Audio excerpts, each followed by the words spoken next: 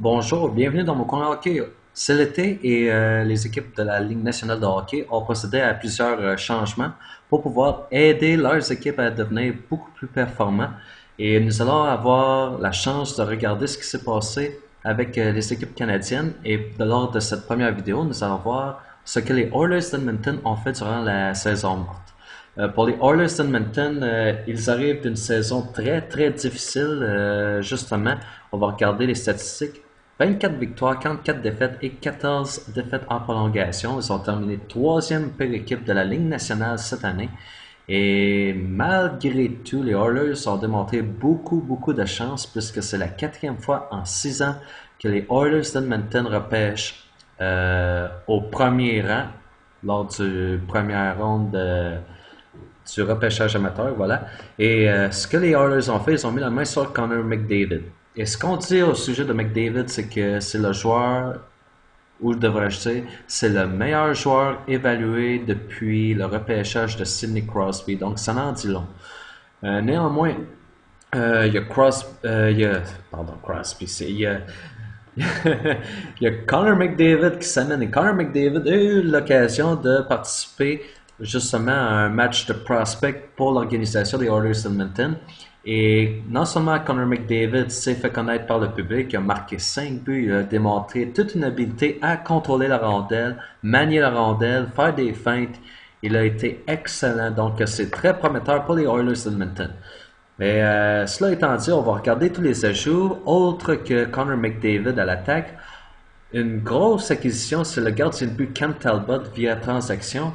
Cam Talbot qui a évolué avec les Rangers de New York. Ah non, je pense qu'il aurait pu. Ah, peu importe. Cam Talbot qui s'amène parce que les Oilers d'Edmonton avaient besoin d'un gardien de but solide. Puis on s'est tourné vers Cam Talbot. Puis on s'est dit, OK, Talbot a une bonne saison avec les Rangers. Là, c'est peut-être le bon moment pour voir s'il est capable de devenir un gardien de but numéro un. Et Talbot, justement, a grandi dans une ambiance de gagnant. Il a grandi aux côtés de Henrik Lundqvist. Il a grandi aux côtés des Rangers qui, si je ne me trompe pas, ont remporté le trophée des présidents l'an passé. Et pour Cam Talbot, ça va être un excellent challenge de s'amener à Edmonton et de s'imposer. Est-ce qu'il va être capable? Je crois que oui. Reste à voir aussi quelle autre addition qui a été faite. Et je crois qu'on a fait de très bonnes acquisitions ici. On va commencer avec une ligne de défenseurs excellent.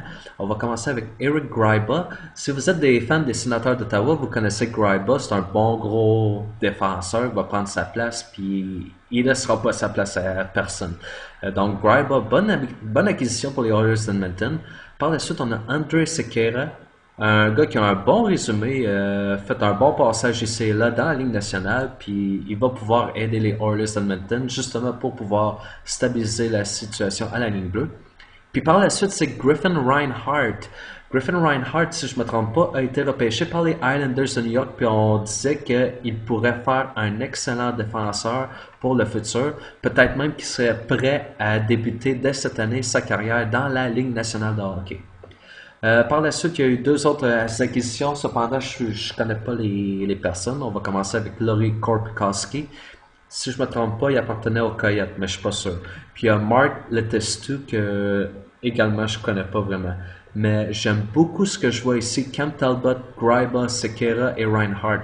On ajoute de la profondeur devant les filets et trois défenseurs à la ligne bleue. C'est excellent parce qu'on avait besoin de ça à Edmonton.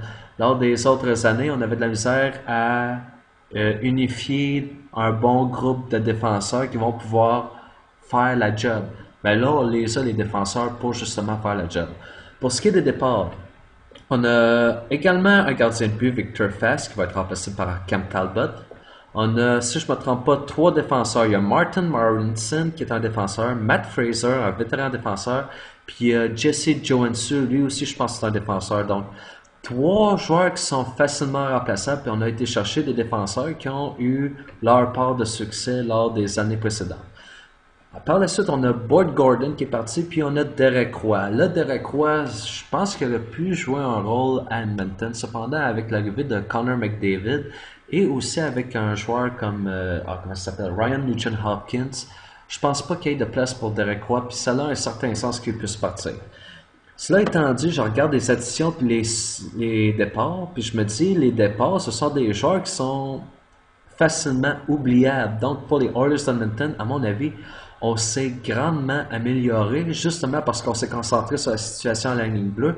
Mais c'est pas juste d'aller chercher des bons éléments, c'est justement de pouvoir améliorer les éléments qui étaient déjà en place.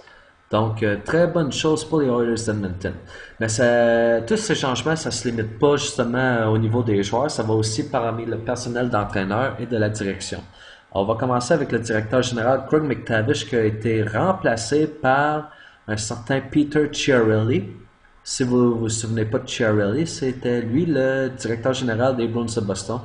Il a été le directeur général. Pardon. Il a été le DG des Bruins de Boston et a réussi à remporter sa part de succès. 2 finales de Coupe Stanley, un championnat de la Coupe Stanley. Donc, lui, il a déjà fait son parcours. Il est une personne respectée, puis on amène ça à Edmonton, ça va être excellent. Peut-être même que justement, il va être capable de faire ces moves que les Oilers vont avoir besoin justement pour pouvoir pousser l'équipe un peu plus. Avec MacTavish, c'est on repêche, on repêche, on repêche. Peut-être que Chiarelli, lui, va s'amener puis va dire on va chercher un gros joueur, puis on sacrifie un choix au repêchage. Peut-être que ça va être ce genre de move que Chiarelli va amener, puis peut-être que c'est ça que les Oilers vont avoir besoin. Je ne sais pas s'il va le faire, je ne sais pas comment est-ce qu'il va faire ces choses, mais il faut s'attendre à du changement de la part de Chiarelli pour sa vision de construire une bonne équipe à Edmonton. Et il y a aussi un nouveau coach, Todd McLellan. Si vous ne vous souvenez pas de McLellan, ben c'est lui qui a été le coach à Edmonton pendant 7 saisons. Et l'année dernière, ça a été sa seule année qu'il a raté les séries éliminatoires. Donc, Todd McLellan qui s'amène à Edmonton avec un passé assez prestigieux, si on pourrait le dire. Pas de gros championnats, pas grand-chose pendant les séries, mais à chaque saison, son équipe était compétitive. Puis ça va être très important justement d'amener un coach qui a un aussi bon bagage parce que on regarde la situation d'Edmonton et avec McLellan, ça fait 7 coachs en 8 ans que les Oilers ont. Donc la situation derrière le banc, c'est très